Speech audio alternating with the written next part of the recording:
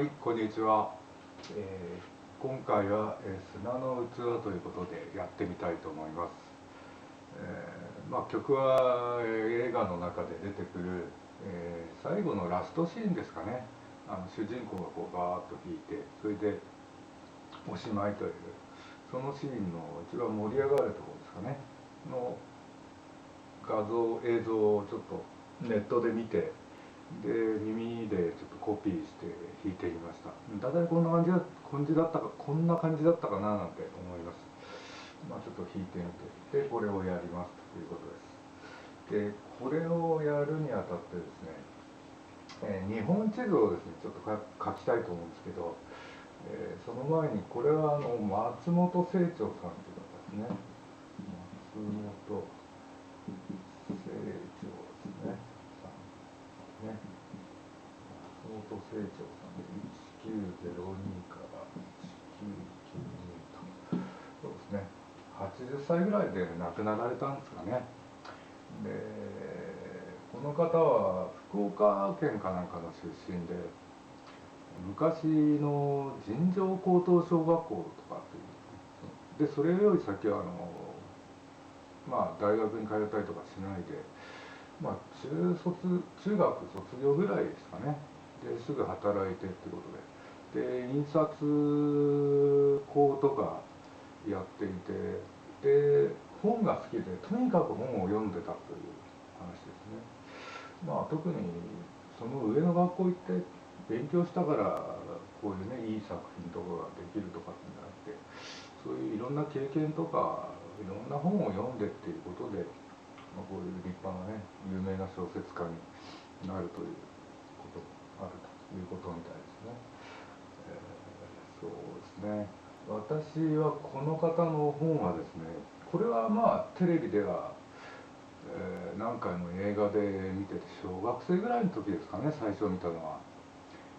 やっぱりなんかこう感動しましたよね。意味はよくわかんないですけど感動しましたね。やっぱ音楽と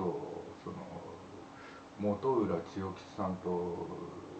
秀夫さんっていう親子がいるんですけど、その放浪の旅のシーンとかって見るとやっぱりなんかこう感動するものがありますよね。あいつがやっぱりなんか記憶に残って、その後何回も何回も見てて、毎回見るたびになんか感動しますよね。それだけなんか素晴らしい作品なんですけど、その内容がただ見て、感動したとか、ちょっとかわいそうなドラマストーリーを表現してるっていうか、映画で表してるっていうだけではなくてですね、これなぜ砂の器かっていうその意味もあってですね、よくよく考えてみるといろんなことが映画の中にこう織り込まれてるということなんですね。その辺をちょっとできたらお話ししながら進めていきたいなと思います。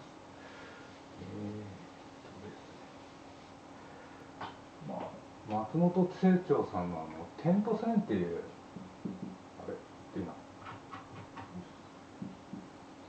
ませんね。ちょっとここで一旦切ってこれを直しますんで、はい、では続きです。これ押すとやっぱり若干出るようですね。でさっきこの方松本清張の本を読んでっていう話をしてて、で点と線っていうのがあるんですね。点と線っていう、これは私文庫本で読みまして、やっぱり推理小説なんですよね、松本清張さんの作品っていうのは。でなぜかこう、当時の国鉄とか列車絡みでこう出てくるとあるんですよね。私も仕事上昔パソコンでね、何でも時刻表とか調べられない時代でこう JTB のこんな分厚い時刻表があって、それ見ながらいろいろ計算したりとかですね、やってましたね。で結構あれやってると面白いんで、どこで仙台で何時に乗り継いでどうこうとかっていうのねやってましたね。であれやってるとやっぱ鉄道マニアっていうか、てっちゃんですよね、オタクがハマっちゃうっていうのが分かりますよね。なかなか面白いです。全然話違うんですけどね、東京から岐阜の大垣まで、いわゆる大垣行きっていう、この鉄道マニアの世界では有名なんですけど、乗って実際金谷って静岡県の金谷ってとこまで行ったことありますけどね、座れるかなと思ったんですけど、もう満席ですね。で本当に通勤電車並みの混雑用で、こんな感じでずっと立ちっぱなしで静岡県の金谷まで行きました。非常に疲れましたね。何のために行ったかっていうと、この先にですね、須磨田峡っていうのがあって、そこに沢登りっていうのがあって、シャワークライミングっていうんですかね、滝がこうあって、そこを材料をこう頼りながら素手で登ってるという、そういうちょっと、趣味っていうかスポーツをやってた時があったんで、それで、ここまで大垣行きに乗ってんで、須磨田峡まで何線っつったかな、須磨田峡まで電車乗って行きましたね。でここから山入って滝登ってとかってやってで帰ってきました。なかなか懐かしい思いですね。そんなわけで、鉄道の話から沢登りの話になってしまいましたけど、では本題のですね、これに入っていきたいと思います。でまず日本地図を書かないとちょっと説明できないんですよね。で北海道はこんな感じであって、一応北方領土、択捉、色丹、歯舞、あともう一個なんかありますよね。北方四島ですね。国後ですね。国後の4島で津軽半島っていうんですか、あって、ここは津軽海峡ですね。こうなってこうなってこうなってこうなって、房総半島はいいですけどね。こうあってこうあってこうあってこんな感じで、九州は書けなくなっちゃいますね。でこれでこうなって九州ですね。で沖縄があって、さらに映るかな、かなり下の方なんですね。でもここはもう台湾ですね。台湾でですね、ここが島根県ですね。後でこれの中で出てきますんで、石川県があれですね、ちょっと抜けてますね。こんな感じで石川県があるんですかね。で島根県のこの辺に例の竹島ですかね。もうちょっとこっちかな、かなり離れてるんですかね、竹島があって。でこっちが尖閣ですね。尖閣、今問題になってますよね、やっぱり。ここは朝鮮半島こんなあって、でここが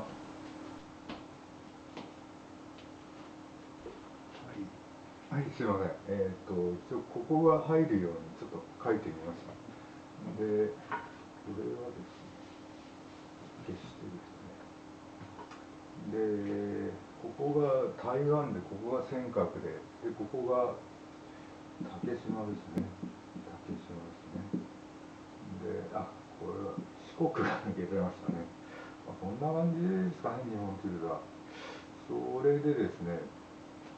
なんだっけかな、なぜ竹島の話になったかっていうと、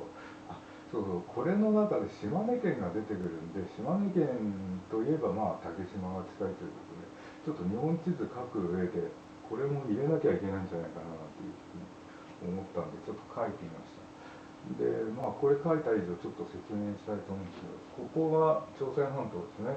でこっち側の37度線のこっち側がこうですね、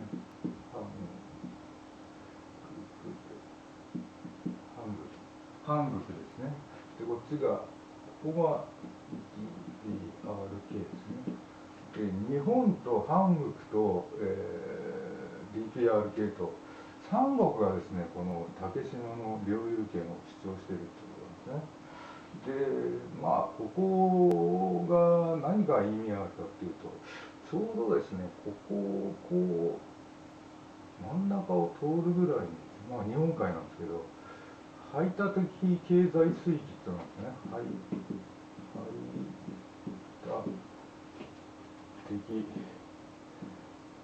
済水域ってなんですね。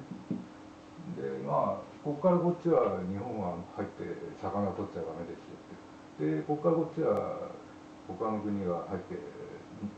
魚取っちゃダメですよって、そういうなんか取り決めはあるんですけどね、ちょうどこの竹島のところの真ん中通ってるんですね。まあそういうちょっと権利みたいなのもあって、まあ、あとはそれよりもこうなんていうんですかね、歴史的なもう国家間のこう感情とか経緯があって、まあ日本が主張しているものはまあこっちは自分のものだと反論するっていうか、当然韓国のもの、韓国のものなんだっていうことで、そこら辺でやっぱ折れたりとかちょっと引っ込めたりとかっていうのは意地っていうかやっぱできないですね。やっぱこっちも国家なんで、主張するところは主張しなきゃいけないんで、それでいまだに決着がついてないっていうことですね。でこの尖閣なんですけども、よく見るとこう台湾の全然近いんですよね。沖縄の石垣島なんですけど台湾の方が近いんですよ。で台湾がこれ尖閣をこう領有権をね協力に主張してるのは分かるんですけど、こっち側の中国がなんかこっち来てこうやってるっていうのはそれがちょっとよく分かんないんですよね。もう何でもありなのかなっていう感じですよね。やっぱり国同士のこう力関係でちょっとここまでやってみて何も言えないだろうみたいな感じで、その辺の駆け引きみたいなのあるんですかね。でまあちょっと日本地図書いたんでそんな今話題になってる話に飛んじゃったんですけど、砂の器というのはですね、ですね、まあこれやる前にさっき点と線っていうのは点と線ですね、点と線っていう小説があって、ね、やっぱ推理小説なのでトリックを多用してるんですよね。ですね、九州のどっか博多だかどっかで殺人事件があったんですよね。でその容疑者が、アリバイを作るために、その殺人のあった時刻には北海道にいたって言うんですよね。でその北海道にいたんだからその容疑者はこの殺人事件には関わってませんよっていうそういう話なんですけども、それをどうやって作ったかっていうとですね、当時はこう東京からこう電車に乗ってですね、青函連絡船に乗って函館を経由して、それで札幌に行くっていうのが、まあ、通常のルートなんですよね。で誰しもがまあ博多とかにいる人は、まあ、東京まで何らかの形で出てきて、でこう電車乗ってこう青函トンネルはないですね、この時期。宗谷丸っていうんですかね、なんか JR の船に乗ってこう海峡を渡ってで函館からこう行くっていう感じなんですけど、それがですねトリックで使われたのはここの部分なんですよね。電車でこう乗ってってで船乗る時にまあ我々も書くんですけども、乗船名簿みたいなの書くんですよね。でそれを書いて、まあ、船のJR の職員にこう渡すんですよね。で降りる時に乗船券を渡すということで、それなんでそれが2つこうその作業が必要かっていうと、後で照合するんですよね。乗船名簿の名前の方とその乗船券、ここで回収した乗船突き合わせて、まあ、数が合えばこの人はちゃんと乗ってこの人はちゃんと降りたというような、数が合わないとですね、この間で一人どっか行っちゃったのかなとか、そういういろんな問題があるんで、そういうことでチケットを渡したりとかっていうことがあるんですね。で、この殺人事件を起こしちゃった方が、まあ自分はこう言ってこう言ってこう言ったんだという、だからまあこれがあった時間帯は、まあ、電車の中に乗ってたか、まあ、船の中にいたかなんで絶対にありえないとか言ってるんですね。確かに県がですね枚数がちょうど調べたらぴったり数があったんですよね。だからこの方は乗ってたっていうのは間違いないし、乗船名簿にもその方の直筆で名前で書いたものがあったんで、この人はこの船に乗ってたっていうのは客観的には証明されたわけですよね。ただそこがトリックでですね、実際それは券はどこでももらえますからね。そのかなり前に行ってその紙だけもらって、で自分で書いといて、で別な人に船に乗らせて、でそれを渡させて、で北海道に渡るということにすれば、まあ本人が博多にいたとしても、まあその別人がその人になりすまして行きましたということで、書類上というかその乗船券と、乗船名簿の付け合わせで乗ってたと証明されてしまうわけですよね。でそれは1個クリアして、じゃあ本当にいたのかって言ったら本当にいたんですよね、ここに。だからダブルでアリバイがあるという話だったんですけど、まあ答えは結局は飛行機ですね。こう来てで先回りして行ってたんですよね。だから本人自体は札幌には入れたんですけども、殺人事件を起こしてすぐこうやっていけば、まあその時間帯にはここに乗ってた時間帯のはずだからいたんだとかって後で言い訳っつうかうまくつじつまが合わせられますよね。まあそんなトリックを使ってですね、犯人が突き止めていくという、点と線、そういう話ですよね。まあだから点点点で線で点と線という、そういう小説だったんですかね。まあなかなかこれはあんまり考えるとかなくて、この先どうなんだろうみたいな感じで、単なる推理小説として面白かったですね、読んで。でこの砂の器、これはですね、まあ面白いというかいろいろ考えさせられるという映画というかドラマで、ちょうどですね、これがですね、朝日新聞かなんかですね、朝日新聞ですね、朝日新聞のですね、夕刊、最初連載されてたそうなんですよね。くしくも私が生まれた1961年、1年ぐらい夕刊に連載小説で載せられてたんですよね。でそれがまあ文庫本になって、で映画になって有名になったって感じですね。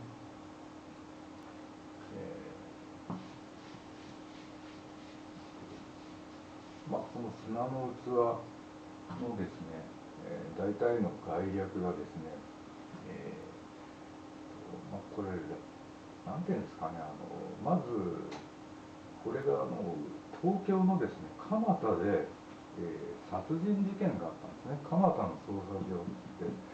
私も蒲田に勤めてたことあるんですけど、蒲田の捜査場って国鉄のなんかいろんな京浜東北線とかなんか車庫みたいなのあったんですよね。そこで殺人事件があって死体があったんですよね。でそこから物語が始まるわけなんですけど、まあこれで結構話しちゃったんで、またリセットして次この蒲田の話から始めたいと思いま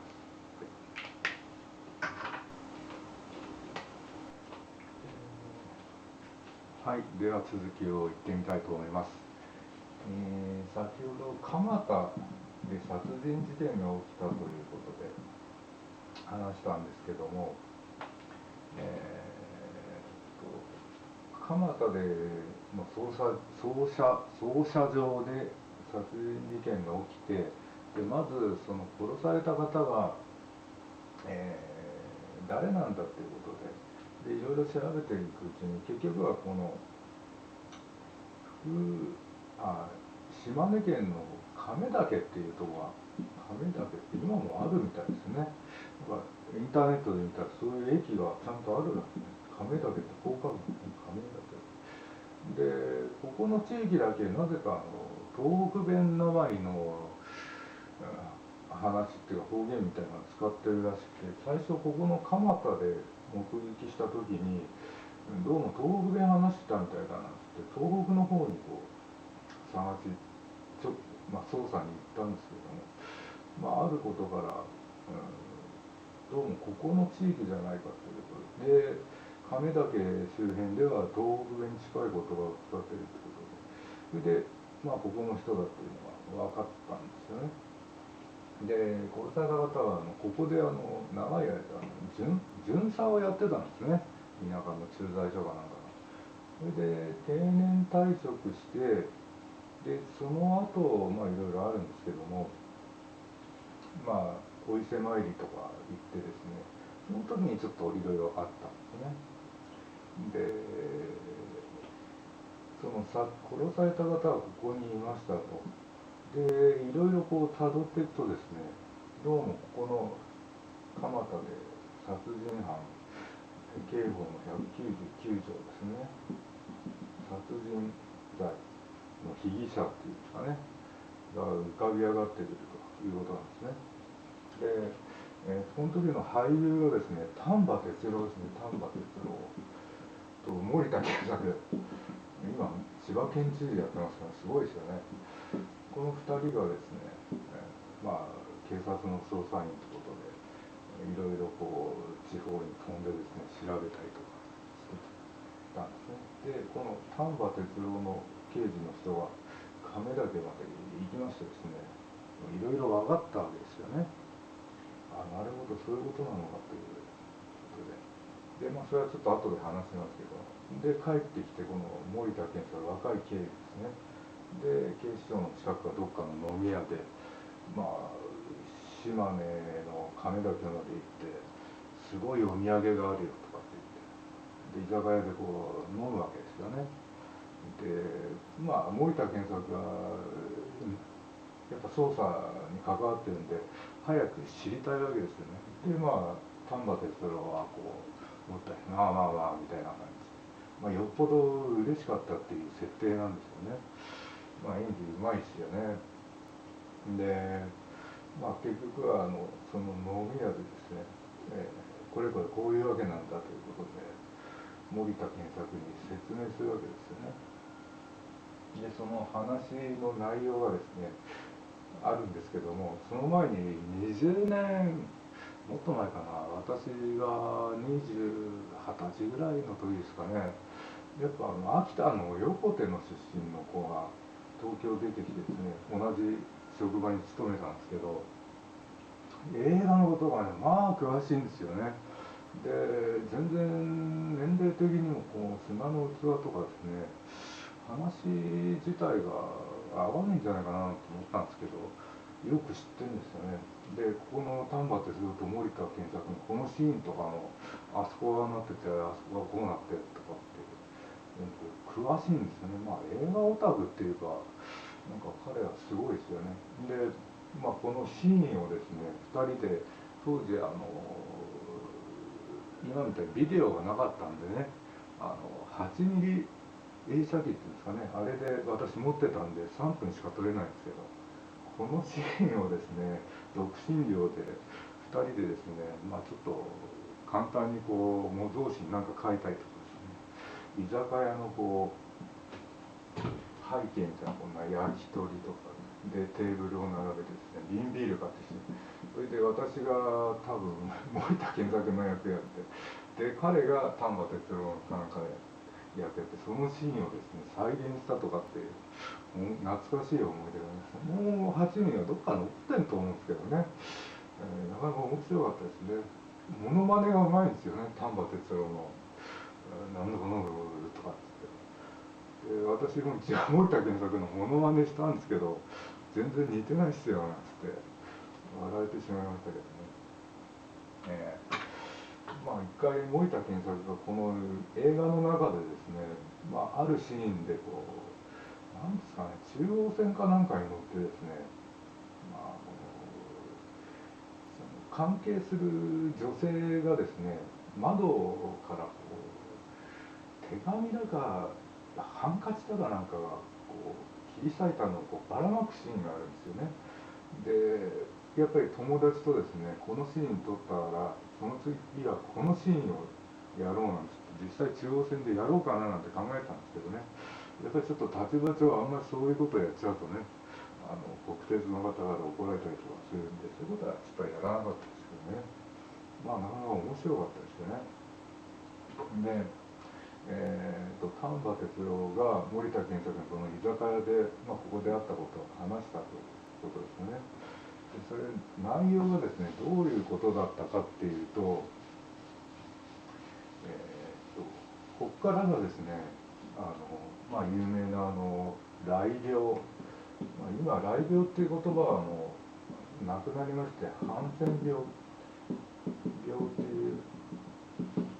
名前に変わったんですね。平成8年ぐらいですかね、雷予防法っていうのが廃止になりまして、でなんでかっていうと、もうこれについては特効薬が発明されて、それ以上はもう病気は進行しないっていうことになったんですよね。でよっぽどの衛生環境が悪くない限りは、人に感染はしないっていうことなんですよね。そういうことがはっきり医学的に証明されたってことで、雷予防法とかっていうのはもう平成8年に廃止されたということですね。でやっぱりこれの病気の特性なんですかね。これがですね、雷菌っていうのがあって、菌ってどうかな、こうか、こんな感じで菌ですね、雷菌っていうのがあって、皮膚のなんか表面からちょっと入ったところに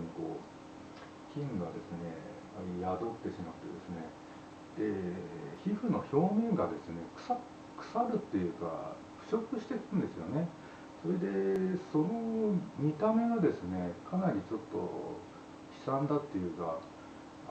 見た目なんかちょっとすごい怖いなとか、そういうイメージを持ってしまうような顔つきとか体とか、よく鼻がね溶けてしまうとか、溶けるんじゃなくてあれ鼻が腐っちゃってっていう、そういう菌の病気なんですね。であと、目にも影響があって結構失明されてる方とかいらっしゃると思うんですけど、そういういろんな見た目がっていうところで、まずはこれが差別の対象になるということなんですね。で今も国立療養所とか、この方たちがねお住まい生活されている施設があるんですけども、病気が特効薬が発明されて進行しないとはいえ、もうそういうなんていうの、世の中の差別みたいなのがあると、じゃあある程度良くなったっていうか、これ以上進行しないんで社会復帰して外の世界で自由に暮らしてくださいって言っても、それはやっぱり社会の偏見とかが根強く残ってますからね。それは無理だということで、今も東村山とかありますよね、全生園。私も行ったことありますけど、全生園、病院関係の仕事してたんで、やっぱ東村山とかいいんですよね。それやっぱ僕も行ったりとかしましたね。でここでもう結構高齢になられてるんですけどね、皆さん暮らしていらっしゃるという、全国でも何か所かあるんですよね、こういう施設が。で、その方たちは本当に外との接触が断たれてっていうか、なかなかその中から出れないっていうか、出る気も起きないっていうか、そういう状況に今も置かれてるっていうことですね。で、この雷菌に侵されて、で雷病になってしまったということなんですね。でこれがちょっと大きな誤解があるのが、感染症とですね、伝染病、これ一緒くたにしちゃって考えてる人がいるんですよね。でも伝染病っていうのは人から人なんですよ。でこう考えちゃってる人は、雷病っていうのは感染症らしいんですよね、どうも。菌が人に入るとそういう症状が出ると。で伝染病っていうのは、人から人なんで、その人と一緒にいるとなんかこう移るんじゃないかとか、そういう非科学的なっていうか根拠もないような流言飛語ですかね。流言飛語ですね。噂とかですね、そういう言い伝えみたいなのがあって、それがもう江戸時代とか鎌倉時代ぐらいからこの雷病っていうのがあって、そういうもんだっていうのが代々こうずっと伝えられてるっていうか、そういうもんだっていう認識が残ってるってことなんですよね。で、この映画の設定がですね、昭和の初めぐらいですかね。でもその当時はそういうやっぱり差別とかそういうものは今よりかかなりひどかったと思うんで、当然こういう問題に関してのかなりシビアだったってことですね。で、その主人公は本浦塩吉さんっていうのですね。で、子供が本浦秀夫さんっていうね、そういう設定ですね。秀夫さん。男だったかわかんないです。秀夫さん。で、本浦さんが石川県に住んでたんですけど、やっぱり不幸にしてこう雷病にかかってしまったんですね。雷病って言っちゃいけないですね。ハンセン病ですね。ハンセンさんが発見したのでハンセン病ということで、ハンセン病にかかってしまって、で映画のメイクなんか見ても、そういうふうにあんまり刺激与えないようにですけどね、そういうメイクしてあると。で、石川県に住んでいてそれにかかっちゃったんで、村社会ですよね。やっぱり人に移るといけないんでっていうことで追い出されるというか、どっか他行ってくださいっていう。これはちょっと調べてみたんですけども、鎌倉時代からそうだったみたいですね。ハンセン病にかかっちゃった方はもうなん狭い地域で住んでいるのはなおさらなんですけど、どっかよそ行ってくださいよみたいな。それでお遍路さんかなんかをね格好させられて、でこの石川県の寒村っていうんですね。寒村ってなぜ寒村っていうか、寒い村って寒村ってから追い出されてしまうということで、放浪の旅に出て、でここの亀岳にたどり着いたと。でそこでさっきの蒲田で、殺害された、巡査と知り合うということですね。で巡査が緒方健さんですね。緒方健さんで、その緒方健さん扮する巡査の方がもうこの本浦秀夫さんが可愛くなっちゃって、でお父さんといたらもうこの子の人生はみたいな、そこまで考えるようになっちゃって、で自分の家で一旦ちょっと引き取ろうということで、本浦さんはちゃんとした療養施設に入れようってことで、そのようにしたわけですよね。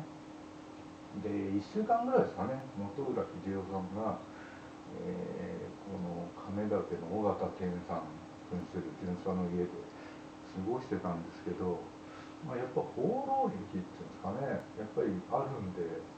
勝手に電車乗ってどっか行っちゃったわけですよね。いなくなっちゃったんですよね。でそれ以来も蒲田で殺されちゃったこの、巡査の方とは会っていないということですよね。でなぜその蒲田で殺された方がここの人で、その巡査だったかっていうのが分かったかっていうのがですね、その巡査の方はこの秀夫さんが出てっちゃった後、その後何十年かそういう暮らしをしてたんですけども、定年になって、でいつか哲学かなんかの時に一緒に一回ねどっか旅行に行くっていうのがあって、この方もやっぱり例に漏れずお伊勢参りに行ったんですよね、三重県の。伊勢神宮行ったんですね。で電車の時間があるので、その間映画かなんか見ようってんで映画館入ったら、なんと映画館に貼ってある写真にですね、この本浦秀夫さんが写ってるわけですよね。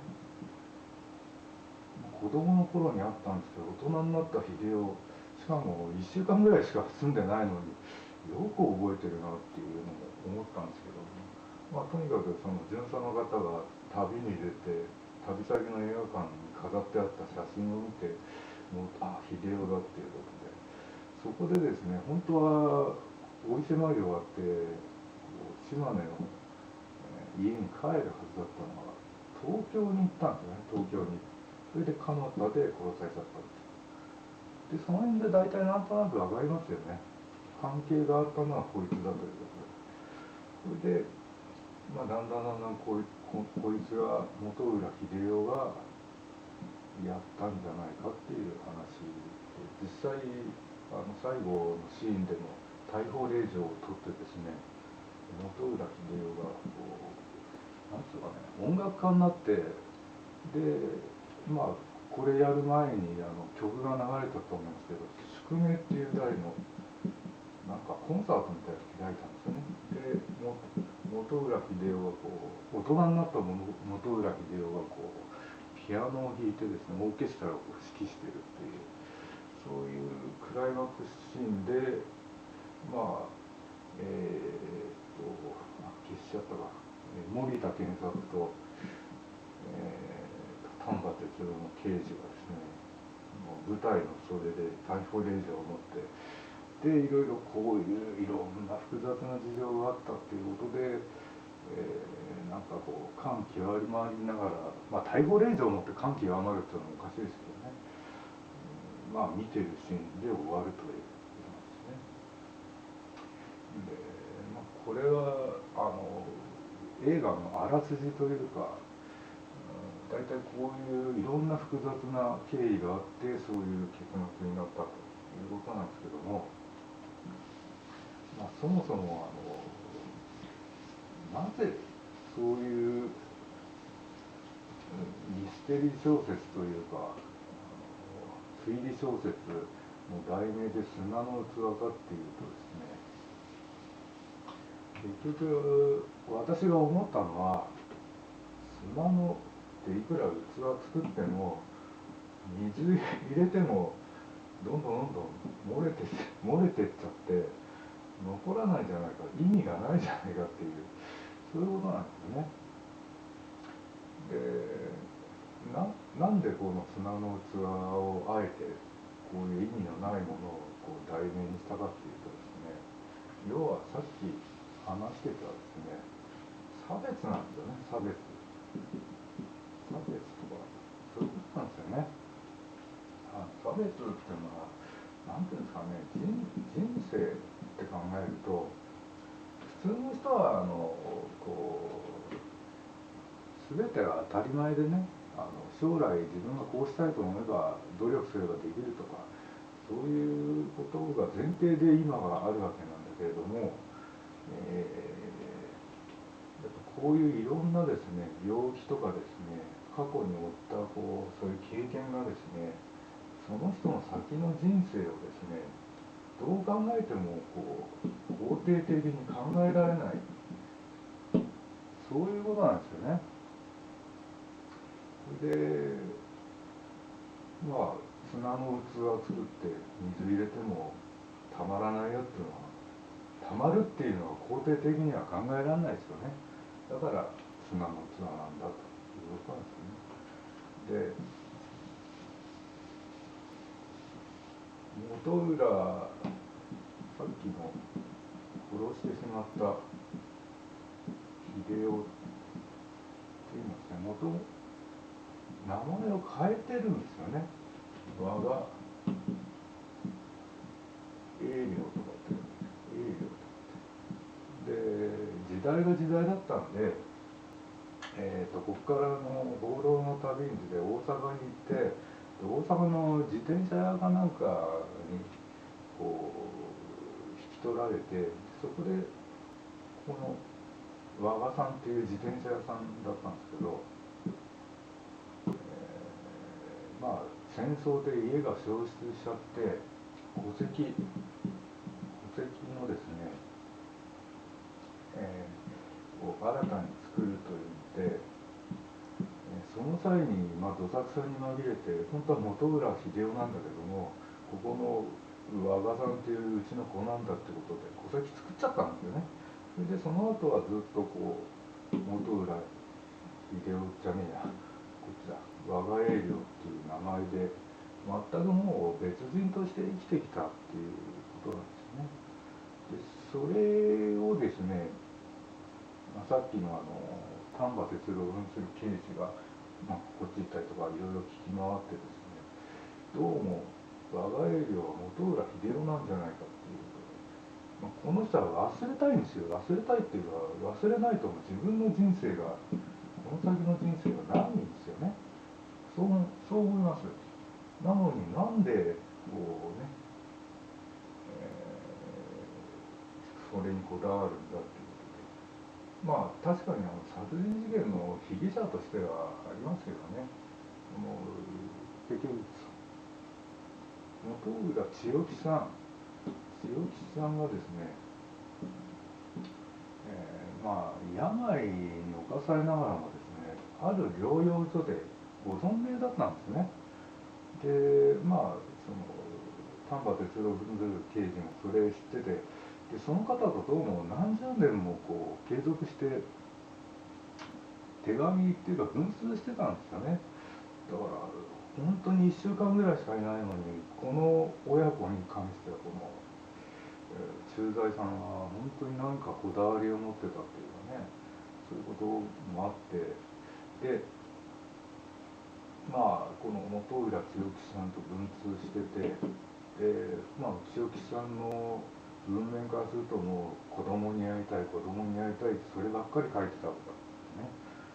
いう話みたいですね。でそういう心情を察してるんで、どうもこの子供の和賀栄良に特別な感情を持ってたっていうことみたいですね。でこれでまた15分ぐらい経ったと思うんで、次またやってみたいと思います。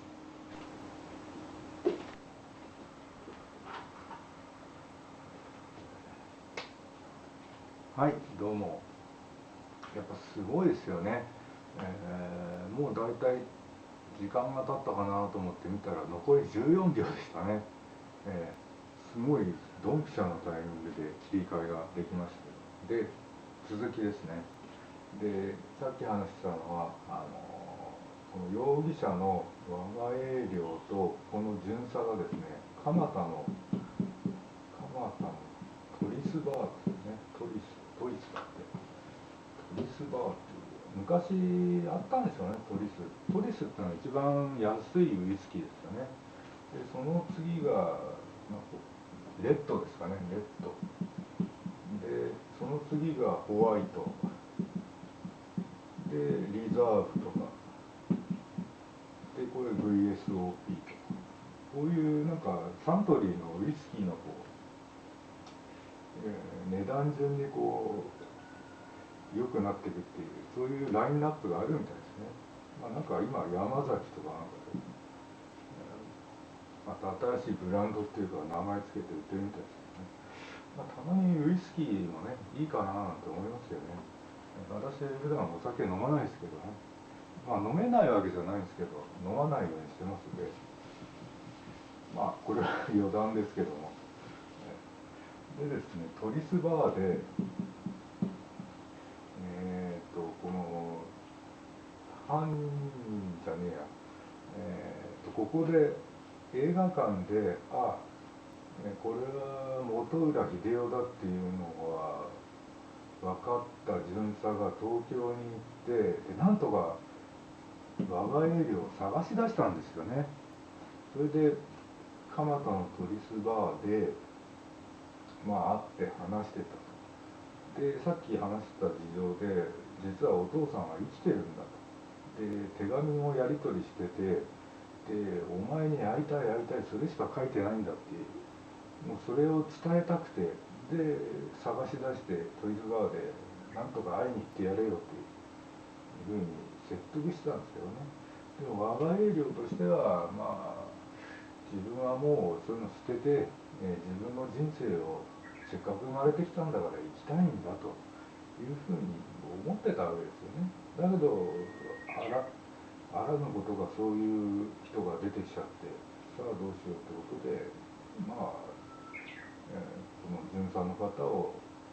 尾形健がやってたんですけど、殺しちゃったということですね。それでそこからこのドラマが始まるということですね。逆から言うとそういうことですね。で、そうですね。まあそれが大体のストーリーなんですけども、やっぱこの映画がですね、訴えたかったのは今話したんですけど、明日ですね、明日ってものがですね、やっぱりどうしても過去ですね、過去からの連続なんですよね。なんで、やっぱそういう忌まわしいというかね、その過去があるがゆえに、もう自分の将来、明日というか将来ですね、将来がですね、全然違うものになってしまうということなんですよね。もうこの過去を持ってしまったってことはもう消せないし否定できない事実なんで、でもその容疑者の我が営業もそれは分かってるんですけど、でもあえて自分の生き方をしたいということで忘れて、この過去を忘れてですね、生きていくっていうことを試みてたんですよね。そこへ来ちゃって、余計なおせっかいじゃないですけど、普通の人でもやっぱり親に会いに行けよって言いますよね。だからやっぱ特殊な経験をした人なので、そういう一般論がちょっと通じないっていうか、説得するっていう方も無理があるんじゃないかななんて思いますよね。そこら辺がやっぱり苦労された方とそうでない方とのその考え方のギャップなんでしょうかね。それは一般社会でも現実としてもね、よくあることですよね。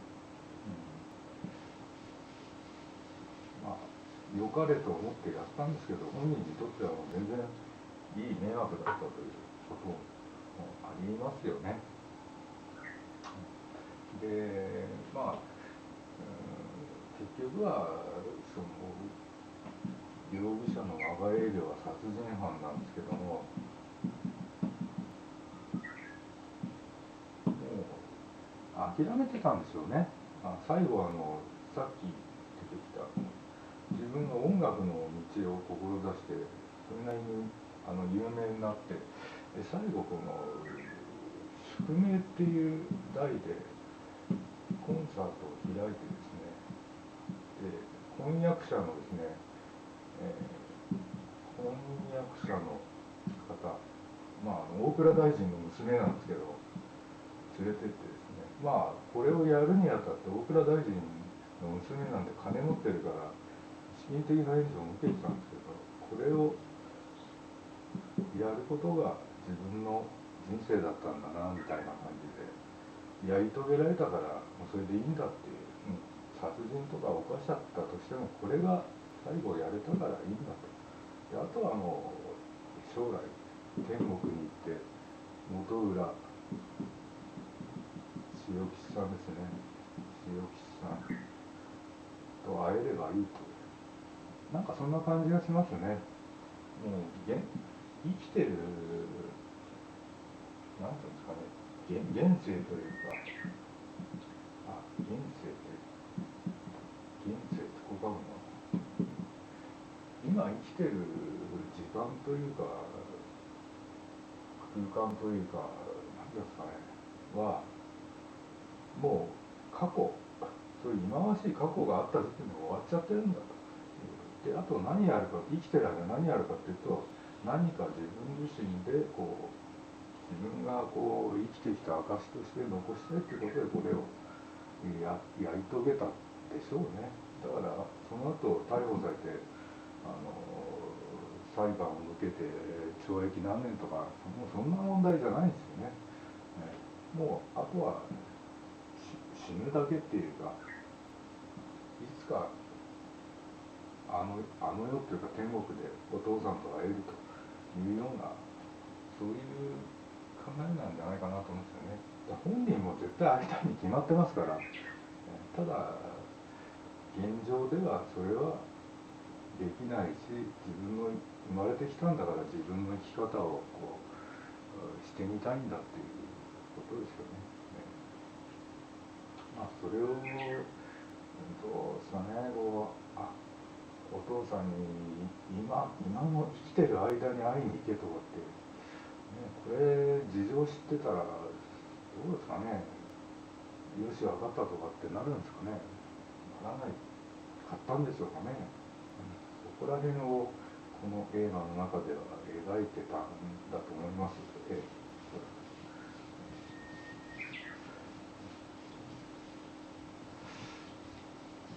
ね、普通の人は水をですね、なんかこう汲む道具として砂の器なんか作らないですよね。ところがそういうものを作らざるを得なかったということなんですね。だから砂の器ということですね。映画の解説というか、なんかそういうね、人生をこう描いた部分もかなりこの砂の器にはあったんじゃないかななんて思いますね。単なる推理小説じゃないですね。なんかこう差別とかですね、そういうものとかですね、人生とかですね、そういうものですね。あとはそうですね、哲学的なものも入ってるんですかね。なんで生きてるのかなっていう。お父さんと暮らすため、お父さんを最後まで面倒を見るための自分の人生なのか、そういうこともあるんですよね。自分は自分なんだっていう、なんでそういう生き方しちゃいけないんだっていう、これがやっぱり家族とかそういうことなんですよね。家族はやっぱ親の面倒を見なきゃいけないとか、単に家でね介護してるとか、あれはあれですごい大変だと思うんですけどね。それプラスもう世の中の差別ですからね。偏見とか差別ですからね。それに対してもう個人でね戦っていくとかっていうのは難しいですよね。だからこの差別っていうのはいつまでたってもなくならないということなんですよね。特にそういう病気でね、なんか人にこううつるんだとかともう居場所ないですよね。だから鎌倉時代なんかも先ほどのハンセン病にかかっちゃった人はもうやっぱり村を追い出されて放浪して、でそういう慈悲の心がある寺院お寺さんとかでこうね施しを受けながら暮らしてたという。だからこれは別に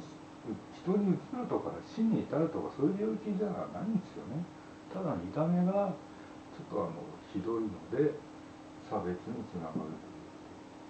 という。でお寺さんとかで施しを受けて、それで一生終わっていくとか、そういう感じだったんですよね。だからそういう方たちもね、なんかこれの病気にかかってしまったためにもう自分の未来はないとかね、そういうふうに、な状況に置かれてしまうということなんですね。でそれがまたさらに差別という問題があって、なかなか難しいことですね。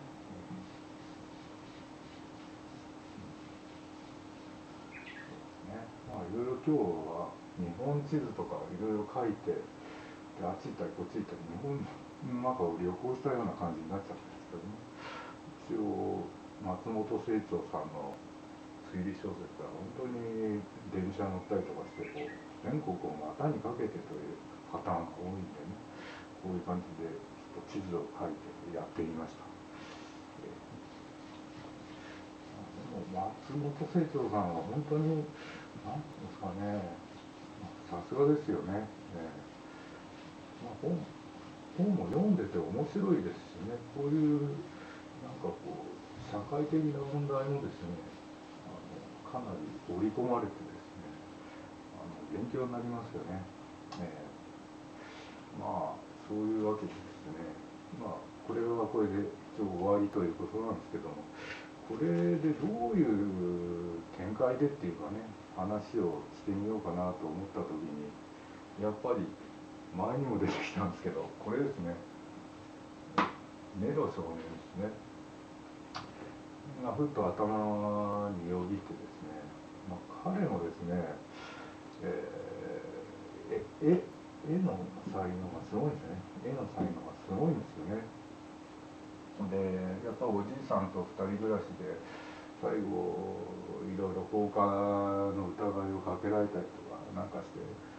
仕事もなくなっちゃったし、誰からも相手にされない差別ですよね、受けてですね。で最後は家賃も払えなくなっちゃって、でネロ少年がクリスマスの何だったですかね、荷物をこう整理して家の中片付けて、で少ないですけどこの食器を売って家賃に当ててくださいなんつって、でフランダースのところからこうとことこと家を出てっていうか村を出てってしまうわけですよね。でもうお腹も空いてるし意識朦朧と猛吹雪の中こうなぜか町の方に向かって歩いていくわけですよね。それで教会にたどり着いてそこでまあ亡くなるわけなんですけども、その間こうパトラッシュがネロがいないとかっつって追っかけてくるわけですよね。でここでコゼツ、この庄屋みたいなもんですよね。この村を取り仕切ってる庄屋みたいなもんですよね。で穀物の、麦とかそういうの作ってたんですかね。それの売買代金、村全体の売買代金全額を落としちゃったんですよね。このフランダースのアントワープだかどっかの町行って銀行かなんかでお金を下ろして、それでも酒飲んで家に持って帰る途中にこの村全体の財産を落っことしちゃったんですよね。でネロを追っかけてったパトラッシュがこれを探して、でネロに、渡して、それで、またネロが戻ったのかな、そのコゼツさんの家に行ってそれを渡して、でまたこっちに戻っていったということですね。逆だったかな。で後からまたパトラッシュを追っかけてきてネロが教会で倒れてて、それで亡くなって天国のおじいさんのとこに行きましたという話なんですね。彼は絵が得意でですね、そのクリスマスの日がちょうどその展覧会の発表だったのかなんかですね、発表だったんですね。で最終選考まで残ったんですよね。一人がですね、何だったかな、ステファンなんとかなんとかってすごい長い名前のもうお金持ちの子供ですよね。でこの子はですね、プロの画家について見てもらって、それで指導を受けながらその絵を描いたんですよ。なんかあれみたいですね、サムラ工事みたいな感じですよね。ゴーストライターじゃないですけど、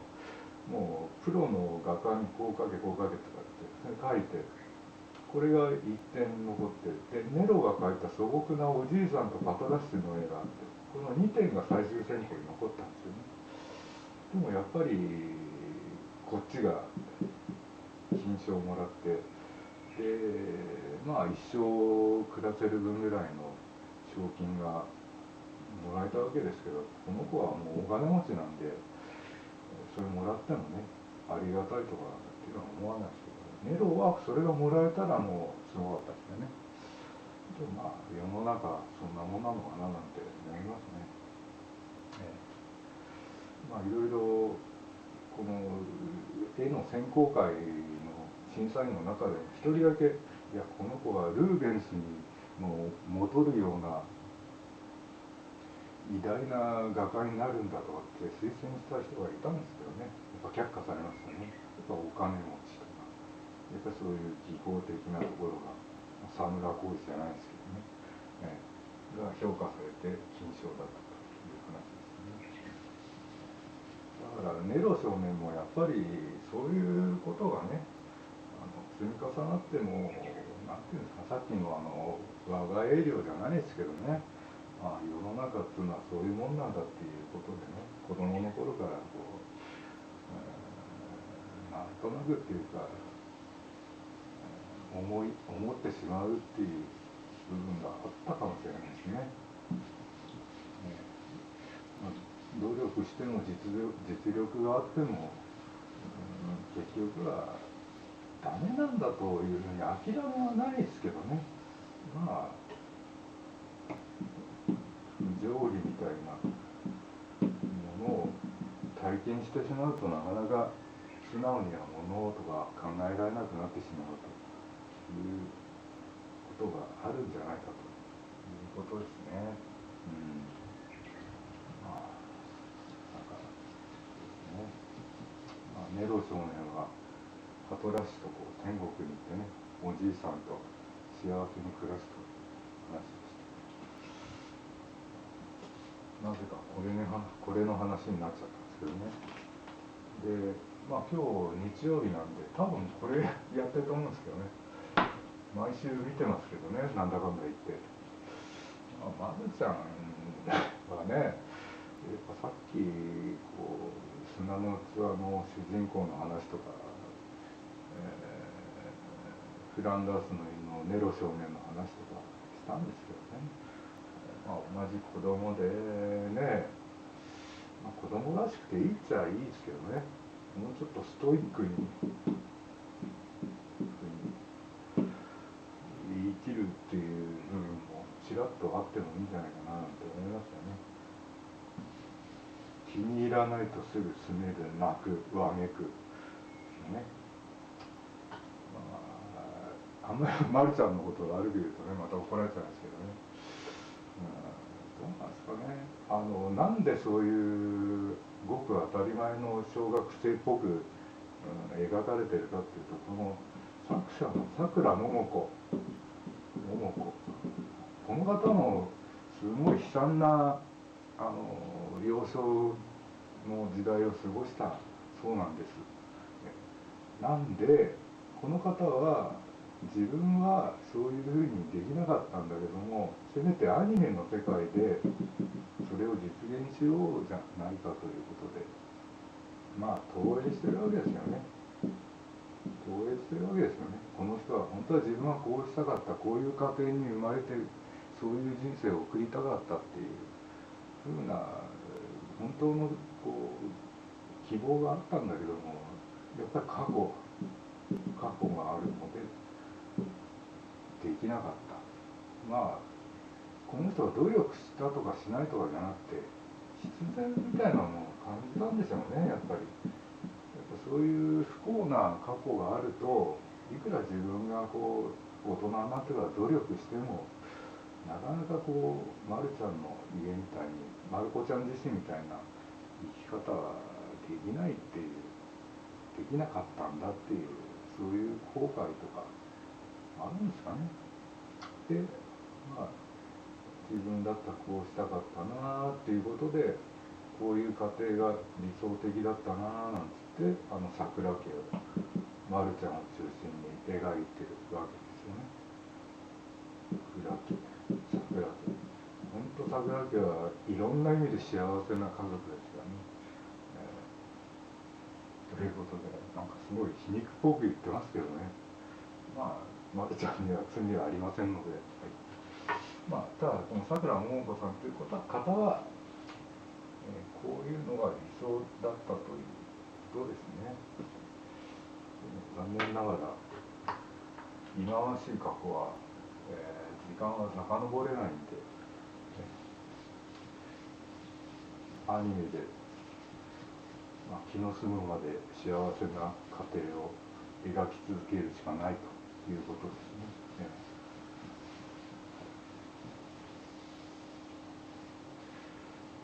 あと何分かな。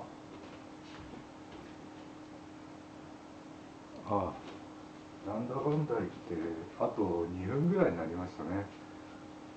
じゃあ今回は砂の器ということでやりました。映画ってことでねやったんですけど、いろんなやっぱりペーパーなしでやってるんで話がもう全然支離滅裂なんですけども、またこれの端々で私がどんなことを考えてるのかななんていうのは分かっていただけたかななんて思います、ね。あと1分ぐらいですかね。バックトゥーザフューチャーっていうのがあってね、ザ・フューチャーってこれはアメリカの例の、映画で、タイムマシンでこう、ね、過去に行ったり未来に行ったりする。で最後ドックがですね、マーティンに言うわけですよね。タイムマシンなんていうのは過去行ったり未来行ったりするんじゃなくて今の自分が作るもんだよなんつって言ってましたね。やっぱり映画っていうのはやっぱそういうところに最後オチがあるのかななんて思います。未来っていうのは自分で作るもんだって言うんだけれども、やっぱり過去からの連続性も否定できないなっていうのはこれであり、さっきのさくらももこさんであり、ネロ少年であったということで締めたいと思います。多分今日は1時間いったかな。結構話したと思います。また何かやりたいと思います。ありがとうございました。